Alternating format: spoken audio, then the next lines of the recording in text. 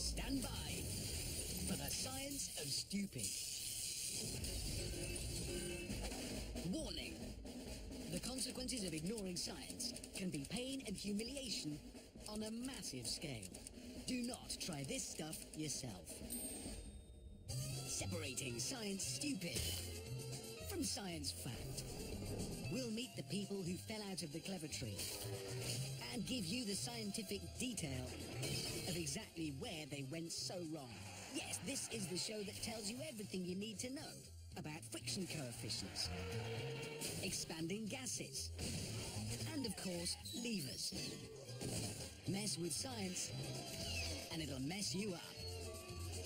So watch and enjoy as the world's sultans of suffering discover center of gravity, the explosive potential of gunpowder, and suffer the consequences. Science can swing you on the pendulum of pain. Hold on tight. This is the science of stupid. On this show, we'll see what happens when there's not enough friction. Give a practical demo of hydrodynamic drag. And show you why you should never play with your balls.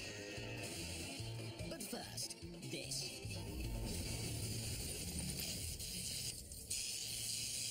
Sliding down a slippery slope can be poetry in motion. Don't believe me? Check this out.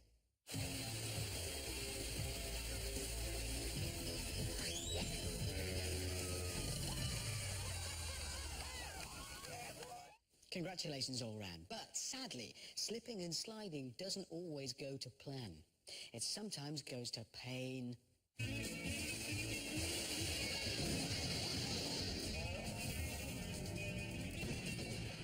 That might look like jolly japes on a sunny afternoon, but it shows a fundamental lack of specialist scientific knowledge, the science of friction control. Here's why slip and slide can easily become smash and smack. Water can reduce the coefficient of friction by 2/3. It's called hydrodynamic lubrication. That's slipperiness to you and me. Add soap to the water and it makes the water up to 3 times more slippery. Soap forms tiny spheres that float in the water and act like mini ball bearings. But regardless of friction coefficients, the slider needs to get moving in the first place. A run-up or a slope will do the job. A lovely summer's day is the perfect opportunity to investigate friction coefficients. But take care. Let's look at the results of some recent experiments.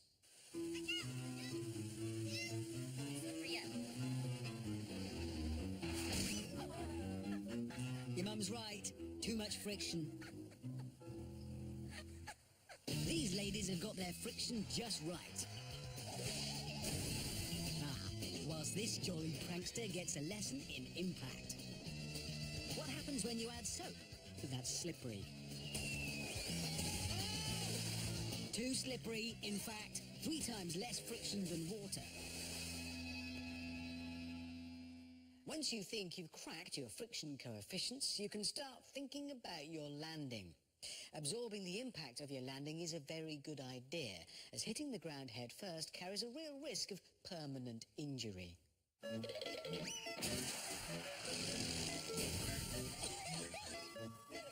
need to pull that pool over. Definitely. Here's an ambitious slip and slide assault course. A slippery surface covered with water and soap. Remember, soap can further reduce friction by up to 3 times. For momentum, a powerful 4x4 that can tow a 3,300-pound trailer. Has he correctly calculated his friction coefficient?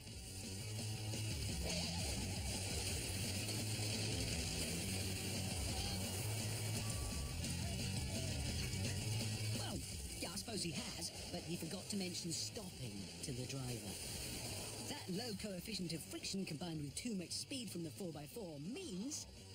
I completely missed the pool. I couldn't have put it better myself, because you did. There, look.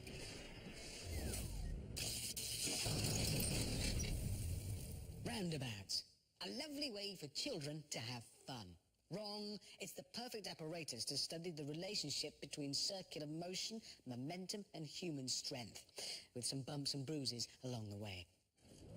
There isn't a scientific law that says if you smack him on the head, he'll go faster. But there is a scientific force that you need to understand and apply if you want to stay on a roundabout spinning at speed. Centripetal force is the force you must apply to stay on. It's as simple as holding on.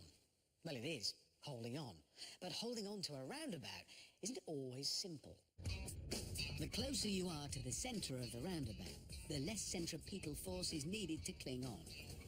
The further you go from the centre, the harder it is to hold on, because the roundabout spins faster on the outside. To make matters worse, if you double the spin speed, you need 4 times the strength to cling on. Remember, if you're hanging onto a roundabout at the edge, it doesn't take much of a spin speed to produce the same G-force you'd experience hanging from the ceiling. Even at just 1 G, muscular fatigue means it's just a matter of time until you fall off. But is anyone listening? 2 mistakes here. This chap's forgotten that the roundabout spins fastest on the outside. He's also in a dustbin. He's got it now a central position, easier to hold on. But the dustbin thing is still an issue. You can turn a roundabout upside down and make it higher. But you will still need centripetal force to hold on. What was it we said about doubling spin speed? Oh yeah, it quadruples centripetal force needed to hold on. That's about 3G. In other words, you have to hold against 3 times your own body weight. Or not. The boy in green knows he's the heaviest and will need the most centripetal force to hold on. But position on the roundabout is everything. His small friend at the centre can hold on. At its rim, this roundabout spins at about 2G, meaning most people can't hold on.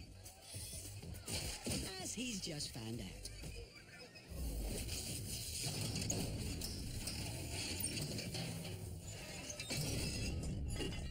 Can you guess which scientific principles are about to collide with catastrophic results here?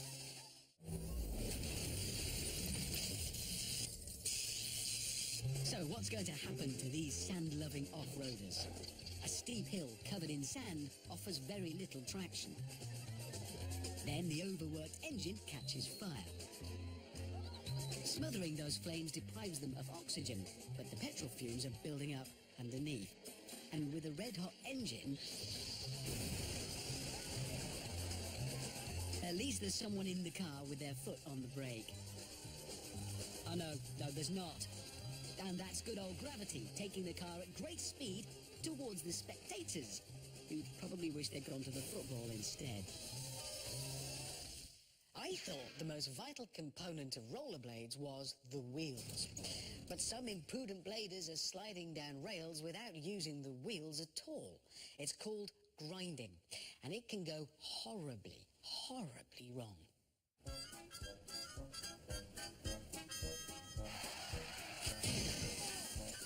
Okay, that could have been construed as someone just falling off a slide. So here's some real grinding. Oh, come on, this is going on now. It's like one of those books that's just too long. Finish. You know, very cool. So what separates grinding success from grinding embarrassment? It's science, of course. To successfully start the grind, skaters jump onto the rail with bent knees that act like shock absorbers and stop them falling straight off. Grinding uses the frame between the rollerblade wheels, not the wheels themselves, to minimize friction and maintain descent speed. The key to a successful grind is the skater keeping his center of gravity low and directly above the rail, as this gives him the best chance of keeping his balance. The grind is exited smoothly by jumping off, keeping the wheels in line with the direction of travel. I put a lot of trust in statistics, And the fact that 34% of all skating injuries are a direct result of jumping or grinding has persuaded me to give it a miss. Of course, not everyone lives by numbers. Yeah, it's a good start, weight above the rail. But then it's weight off the rail, weight on the concrete. Remember what I said about low centre of gravity? That's high. So keeping his balance for the turn is much harder. But not as hard as the ground.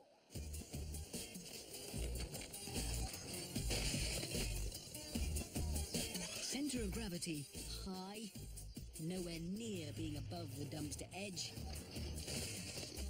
And a reminder of why protective clothing is strongly advised.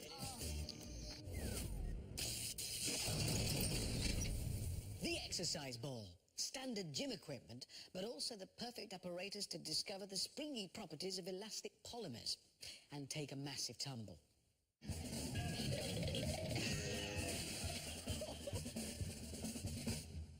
So, what's the science that makes exercise balls bounce? The molecules in the skin of a PVC exercise ball are shaped a bit like springs and act like them too. The energy of the impact is stored as the skin squeezes against the ball's pressurized air. The springy molecules then release the energy as it bounces back into shape. If you smash into an exercise ball, it can smash you back with almost the same force. Not convinced? Here's some practical demos. Plenty of momentum, and all that energy straight back at her. Textbook. Now, he's considerably heavier than her, and the energy of that impact has to go somewhere. Who said the age of chivalry was dead?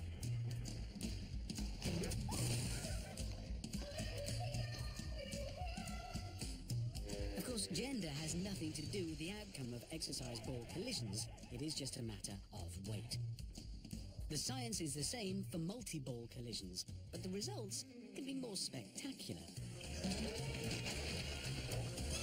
3 guys stand their ground on impact, creating a counterforce with their bodies. This guy doesn't. And he gets ejected with the combined momentum of all 4 of them. That's what we like about science. You can bounce ideas off people.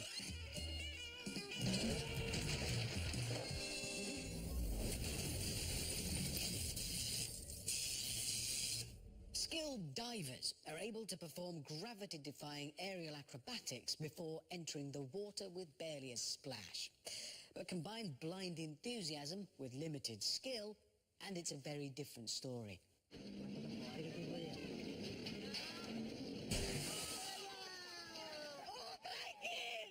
They say that hitting water at speed is like hitting concrete.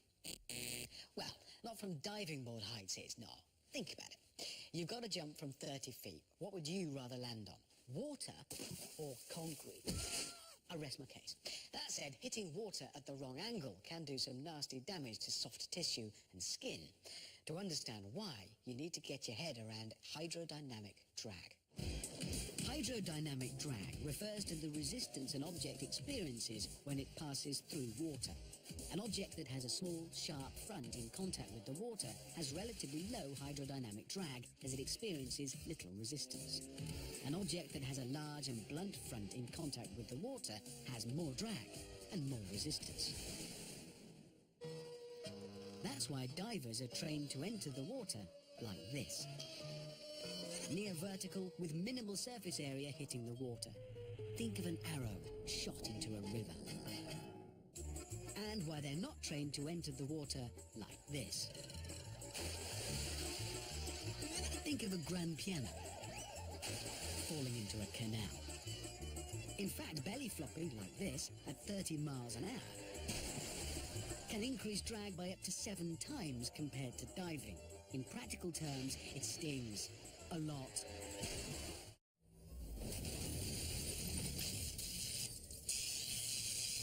Horse riding. Ancient, noble, majestic even. I love it. I could watch it all day. But why anyone would actually want to do it, I've no idea. Is that because just getting on can be dangerous?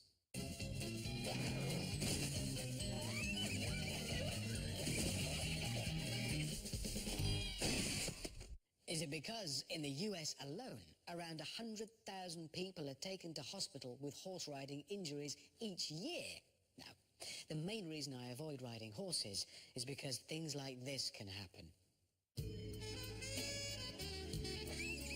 Well, that's just horseplay. That's not. It's not that. I'm embarrassed. That actually happened to me. Well, to the horse I was riding. I don't want to go back there. Despite overwhelming evidence to suggest getting on the back of an animal that can weigh up to 1,000 pounds and run at over 40 miles an hour is a bad idea, some people are still not convinced. If that wasn't bad enough, they're attempting jumps on horseback.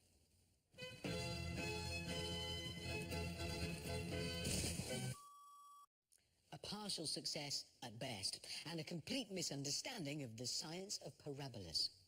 A horse's jump involves three main phases: the takeoff, suspension when the horse and rider are in the air, and landing. These three phases combine to make the jump parabolic. That's basically its upward and downward path. For a perfect jump, the apex or high point of the parabola must be directly above the fence or obstacle. In a nutshell, the takeoff needs to be perfectly timed. So, shall we see some riders and horses getting it just right? Hang on, where's the fun in that? Too early a takeoff, and there's no chance of reaching the apex of the parabola at the right point. And no chance of looking remotely cool. And that's what happens when there is no parabola at all. Of course, it's not just early takeoff that results in incorrect parabolas. Ooh, you all right? Taking off too late can result in an embarrassing failure to clear even the tiniest of fences. And we can't always blame the rider. This equine rebel reckons he's got it licked, but takes off far too late. Clearly hasn't read his science books, largely because horses can't actually read.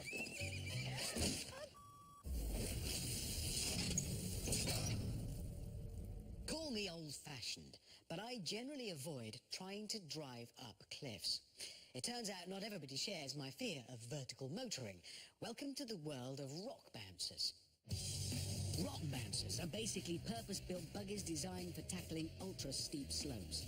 Their main weapon is extreme power. With engines that run on racing fuel, they can generate up to 1,100 brake horsepower. A 7-seater family car might have only 120. Sadly, maximum power doesn't mean maximum control.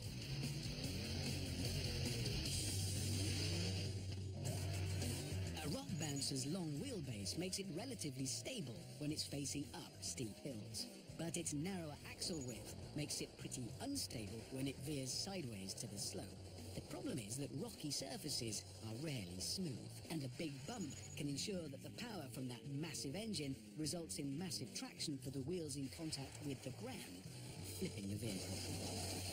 So the mantra is fast and straight. Easy to say, but not so easy to remember, it appears.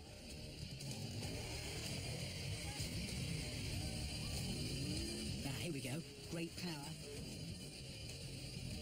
But that's not straight. In fact, it is anything but straight. And if you've got wheels in the air, what will all that traction do?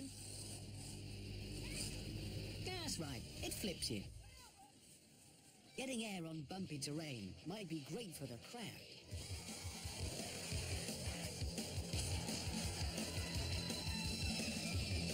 But not for stability. Hence the roll cage. And sadly, even with up to 1100 bhp, some gradients are just a step too far. When the power runs out, gravity takes over. Yeah, can I suggest brakes? Yeah, brakes, I said, like, now, brake! Oh, okay, that'll do.